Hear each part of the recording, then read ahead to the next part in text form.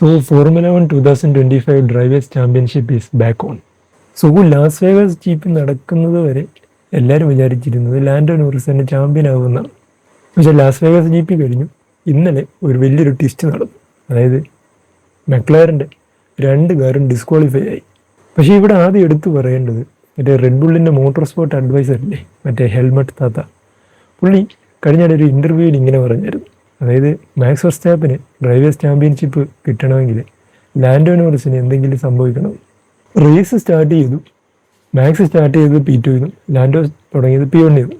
First turn ആയപ്പോൾ തന്നെ max ലാൻഡോ overtake ചെയ്ത് P1 വന്നു. മാക്സിനെ അറിയാലോ, P1 കിട്ടിക്കഴിഞ്ഞാൽ പിന്നെ വിട്ടുകൊടുക്കത്തില്ല. മാക്സ് P1 തന്നെ ഫിനിഷ് ചെയ്തു, ലാൻഡോ P2 ഫിനിഷ് ചെയ്തു. അപ്പോൾ ലാൻഡോ പുള്ളിയുടെ ലീഡ് കൂട്ടാമെന്ന് വിചാരിച്ചിരിക്കുമായിരുന്നു. അപ്പോഴാണ് ഈ ഒരു ബോംബ് ഷെല്ല് വീണത്. റേസ് കഴിഞ്ഞിട്ട് മെക്ലാരൻ്റെ സ്റ്റേറ്റ്മെൻറ്റ് ഇങ്ങനെ ആയിരുന്നു. അതായത് ഫ്രീ പ്രാക്ടീസിലോ അല്ലെങ്കിൽ ക്വാളിഫയിങ്ങിലോ കാണാത്ത ഒരു പ്രശ്നം റേസിനിടയിൽ കാറിനുണ്ടായി. എന്താണെന്ന് വെച്ച് കഴിഞ്ഞാൽ കാർ ഒത്തിരിയായിട്ട് പൊർപ്പോയ്സിങ് ചെയ്തു, അതായത് ബൗൺസ് ചെയ്യുന്നു.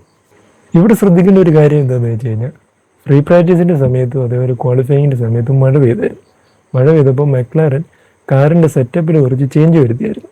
പക്ഷേ ആ സെറ്റപ്പിനകത്ത് വന്ന ഒരു പ്രശ്നമായിരുന്നു ഈ ബൗൺസിങ്. അതവർക്ക് ക്വാളിഫയിങ്ങിലോ അല്ലെങ്കിൽ ഫ്രീ പ്രാക്ടീസിൻ്റെ സമയത്തോ അത് ശ്രദ്ധിച്ചില്ല. റേസിൻ്റെ ഇടയിലാണ് അത് സംഭവിച്ചത്. അപ്പോൾ ഇങ്ങനെ കൂടെ ഇങ്ങനെ ബൗൺസ് ചെയ്യുന്നത് കാരണം ട്രാക്കും അതേപോലെ ഈ കാറിനടിയിലുള്ള ഒരു ടൈറ്റേനിയം പ്ലേറ്റ് ഉണ്ട്. ഈ പ്ലേറ്റ് തമ്മിൽ ട്രാക്കോട്ട് ഉരഞ്ഞിട്ട് സ്പാർക്ക് ഉണ്ടാകും. ഈ സ്പാർക്ക് അധികമായിട്ട് ഉണ്ടായപ്പോഴത്തേന് FI അത് ശ്രദ്ധിച്ച് കാണും. അതുകൊണ്ടാണ് ഈ ഒരു പ്രശ്നം വന്നത്. സോ FIയുടെ ഒരു റൂളുണ്ട്. അതിൽ പറയുന്നത് ഈ പ്ലാങ് ഉണ്ടല്ലോ, അത് ഈ ടൈറ്റേനിയം പ്ലേറ്റ്, കാറിനടി വെക്കുന്ന ടൈറ്റേനിയം പ്ലേറ്റിൻ്റെ സ്പെസിഫിക്കേഷനും അതേപോലെ അത് ടീമുകൾ കാറുകളും പണിയുമ്പോൾ അതെങ്ങനെ അസംബിൾ ചെയ്യണമെന്നൊക്കെ ഒരു സ്പെഷ്യലൈസ്ഡ് റൂളുണ്ട്.